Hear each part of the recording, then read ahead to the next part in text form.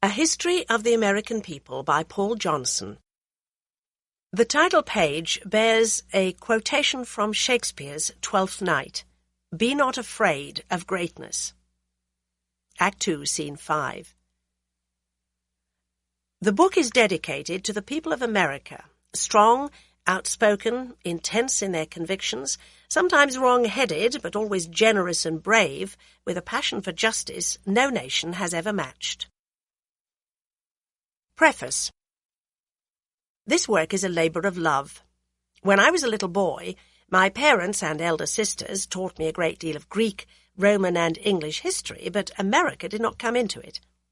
At Stonyhurst, my school, I was given a magnificent grounding in English constitutional history, but again the name of America scarcely intruded. At Oxford in the late 1940s, the School of Modern History was at the height of its glory, dominated by such paladins as A.J.P. Taylor and Hugh Trevor Roper, Sir Maurice Powick, K.B. Macfarlane and Sir Richard Southern, two of whom I was fortunate to have as tutors and all of whose lectures I attended. But nothing was said of America, except in so far as it lay at the margin of English history. I do not recall any course of lectures on American history as such. A.J.P. Taylor, at the conclusion of a tutorial in which the name of America had cropped up, said grimly, "You can study American history when you have graduated, if you can bear it." His only other observation on the subject was, "One of the penalties of being President of the United States is that you must subsist for 4 years without drinking anything except Californian wine." American history was nothing but a black hole in the Oxford curriculum. Of course, things have now changed completely, but I'm talking of the Oxford academic world of half a century ago. Oxford was not alone in treating American history as a non-subject.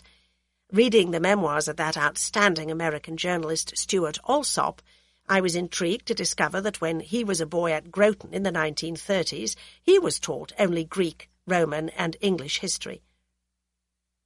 As a result of this lacuna in my education, I eventually came to American history completely fresh, with no schoolboy or student prejudices or antipathies.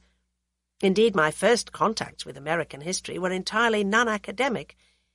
I discussed it with officers of the U.S. Sixth Fleet when I was an officer in the garrison at Gibraltar during my military service, and later in the 1950s, when I was working as a journalist in Paris, and had the chance to meet such formidable figures as John Foster Dulles, then Secretary of State, President Dwight D. Eisenhower, and his successor at SHAPE headquarters, General Matthew Ridgway.